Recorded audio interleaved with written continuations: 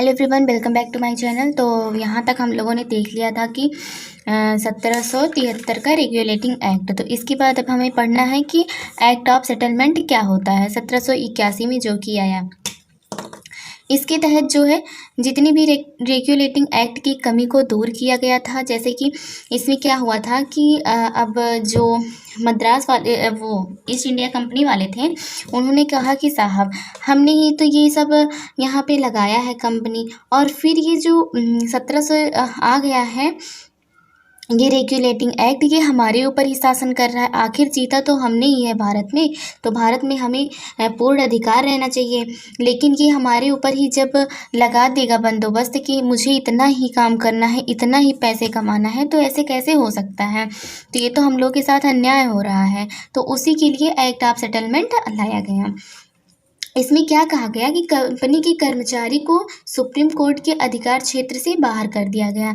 जितने भी अधिकार क्षेत्र हैं उसमें सिर्फ भारत के जो निवासी हैं, सुप्रीम कोर्ट जो है उन्हीं के ऊपर अपने नियम कानून लगाएगी और कर्मचारी के विरुद्ध कोई भी काम नहीं करेगी। ये इसके अंतर्गत आया। उसके बाद क्या हुआ कि प्रधानमंत्री एक्ट आया, पिट्स इंडिया एक्ट आया 1784 में। इसे ब्रिटेन के प्रधानमंत्री विलियम पिट्स ने प्रस्तुत किया था। तो विलियम पिट्स के द्वारा ये 1784 का पिट्स इंडिया एक्ट आया, इन्हीं के नाम पे ये रखा गया।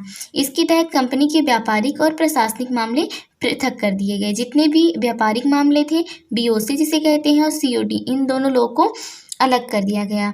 बीओडी जो प्रशासनिक मामले हैं उनको बीओसी कहते हैं, और जो व्यापारिक मामले हैं उनको सीओडी के नाम से जाना जाता है।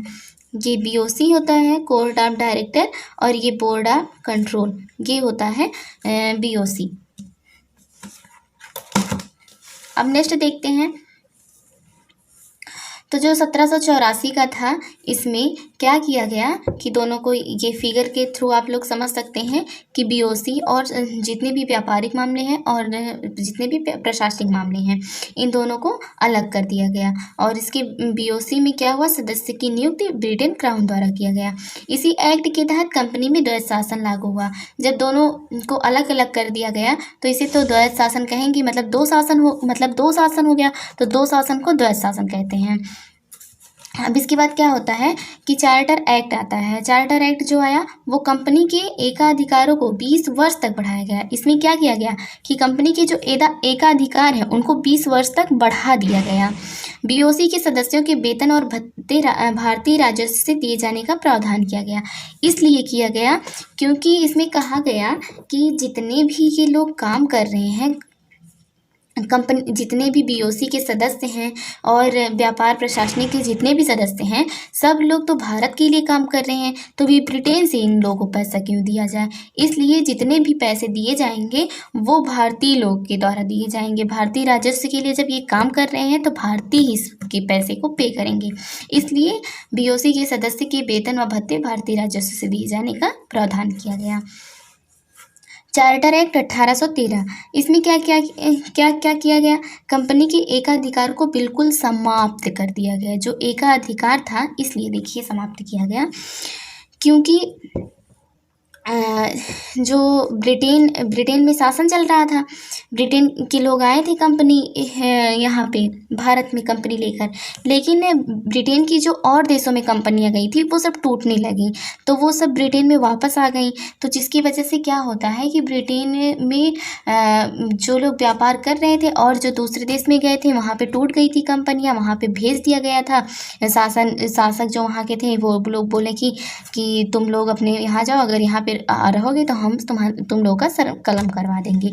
तो उस डर की वजह से ब्रिटेन के जितने भी कंपनी थी अलग देशों में जो गई थी, जब वहाँ के शासक ने ऐसे कहा तो वो लोग क्या की कि ब्रिटेन में वापस आ गई। अब सब लोग ब्रिटेन में अब जब रहेंगे, जिसको व्यापार नहीं मिलेगा, उन लोगों का दिनचर्या, उन लोगों की आर्थिक स्थिति कैसे कंप्लीट होगी? तो उन लोगों को एक ही चीज़ दिखा कि चलो भारत में कोई नहीं है, भारत में क्योंकि एक ही कंपनी आई थी ब्रिटेन से, और सब जगह जैसे कि ऐसे कंपनियां सब जगह सभी देश में गई थी।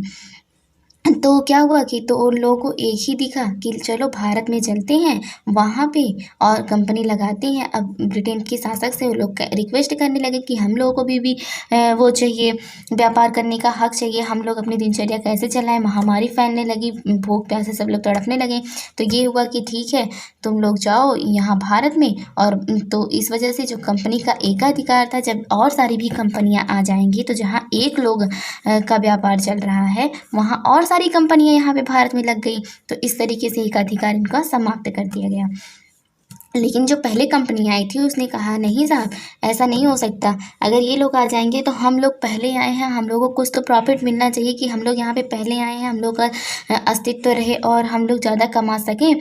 तो क्या कहा गया कि ये तो समाप्त कर दिया गया एकाधिकार, लेकिन चीन के साथ चाय और अफीम के व्यापार पर कंपनी को एकाधिकार दिया गया। मतलब ये हुआ कि चीन के साथ चाय का व्यापार सिर्फ जो कंपनी आई थी ईस्ट इंडिया कंपनी वही करेगी, और अफीम का व्यापार चाहे जितने भी देश से करना है वो ईस्ट इंडिया कंपनी ही करेगी और कोई नहीं करेगा। जितनी भी कंपनियां आई हैं सब लोग और सब पे व्यापार करें, लेकिन इन दोनों पे एकाधिकार कंपनी का ही रहेगा। फिर क्या किया गया, दूसरा पॉइंट क्या है देखते हैं। दूसरा पॉइंट क्या है, भारत में ईसाई मिशनरियों को धर्म प्रचार करने की छूट दिया गया। भारत में क्या किया गया, ईसाई मिशनरियों को प्रचार करने की पूरी छूट दे दी गई, ठीक है। और उसके बाद क्या किया गया, भारतीय शिक्षा पे जैसे कि 1 लाख रुपए इसलिए खर्चा किया गया क्योंकि जो भारतीय थे इन लोगों को लगा कि अगर जैसे कि भारतीय हम लोगों की लैंग्वेज को समझने लगेंगे तो हमें व्यापार करने में और भी आसानी होगी। और हमारी बातों को भारतीय समझ नहीं पाते हैं, इसलिए व्यापार करने में उतना अच्छे से कन्वर्सेशन उतने अच्छे तरीके से नहीं हो पाता है। तो अगर हम कुछ लोगों को शिक्षित कर देते हैं, उनकी शिक्षा पर 1 लाख रुपए खर्च कर देते हैं, वो लोग जानकार हो जाते हैं तो हमारी बातों को अच्छे तरीके से समझ सकते हैं और वो और लोगों को कन्वर्सेशन आराम से हो जाएगा हम लोग का। तो इसलिए उनकी शिक्षा देखो क्या होता है। अब जैसे कि जो 1793 में चार्टर एक्ट आया था पहला, तो चार्टर एक्ट जो 1793 में आया था उसमें जब हम 20 को काउंट करेंगे तो हो जाएगा वो 1813, और 1813 में जब हम 20 और काउंट करेंगे तो 1833 आ जाएगा। इस प्रकार से 20-20 वर्ष के अंतराल पे क्या हो रहा था कि चार्टर एक्ट आ रहा था। तो देखिए ये जो चार्टर एक्ट है ये कैसे आया, इसमें क्या क्या हुआ, क्या क्या संशोधन हुआ। तो इस चार्टर एक्ट में इसके तहत बॉम्बे और मद्रास प्रेसिडेंसी को उनकी विधायी शक्तियों से वंचित कर दिया गया। तो इनकी जो विधायी शक्तियां हैं बॉम्बे और मद्रास की, उन सबको उनसे छीन लिया गया। इनकी विधायी शक्तियाँ बंगाल प्रेसिडेंसी में निहित कर दिया गया। जैसे कि बंगाल को हेड बना दिया गया और बंगाल में ही क्या किया गया, बॉम्बे और मद्रास प्रेसिडेंसियों की जितनी भी शक्तियाँ हैं उनको निहित कर दिया गया और बोला गया कि बॉम्बे और मद्रास बंगाल के अधीन काम करेंगे। बंगाल के गवर्नर जनरल को भारत का गवर्नर जनरल कर दिया गया। तो ये क्वेश्चन बहुत बार पूछा जाता है कि भारत के गवर्नर जनरल को बंगाल के गवर्नर जनरल को भारत का गवर्नर जनरल कब घोषित किया गया, तो 1833 के चार्टर एक्ट के द्वारा। तो ये भी क्वेश्चन बहुत इंपॉर्टेंट है कि प्रथम गवर्नर जनरल का क्या नाम है, तो प्रथम गवर्नर जनरल का विलियम बेंटिक नाम है, जो कि भारत के हैं। भारत के प्रथम गवर्नर जनरल विलियम बेंटिक थे और 1834 में मैकाले की अध्यक्षता में ये हुए थे। प्रथम विधि आयोग का गठन किया गया। इस आयोग के प्रथम अध्यक्ष कौन थे, मैकाले बने। जब प्रथम विधि आयोग का अध्यक्ष बनाया गया तो उनको मैकाले को बनाया गया। विधिक सदस्य गवर्नर जनरल की परिषद की बैठक में भाग लेने का अधिकार था, किंतु मतदान का नहीं। तो ये कोई तो बात हुई नहीं कि मतदान का अधिकार ही ना हो और उसके बाद गवर्नर जनरल की परिषद में बैठ सकते हैं। तो अधिकार हम देखेंगे कि कब मिला, तो वो आगे मिलता है, अभी नहीं मिला रहता है कि एक गवर्नर जनरल और 4 अन्य सदस्य इसमें जोड़ जाते हैं, एक विधिक सदस्य। इस प्रकार से गवर्नर जनरल की परिषद में 6 सदस्य पूरे हो जाते हैं। तो ये क्वेश्चन बहुत इंपॉर्टेंट है कि 1833 के चार्टर एक्ट के तहत की गवर्नर जनरल परिषद में कितने सदस्य थे। तो हम ऑप्शन में क्या लगाएंगे, हम राइट आंसर क्या होगा हमारा 6।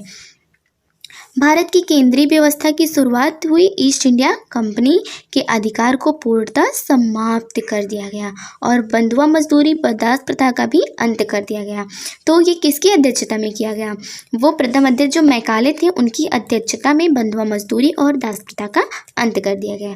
इस प्रकार रहा ये हमारा आज का वीडियो। हम नेक्स्ट वीडियो में देखेंगे कि चार्टर एक्ट 1853। आई होप आप लोगों को वीडियो पसंद आया होगा, अच्छा लगा हो तो लाइक करें और नए हैं चैनल पे तो प्लीज़ चैनल को सब्सक्राइब करें। Thanks for watching the video.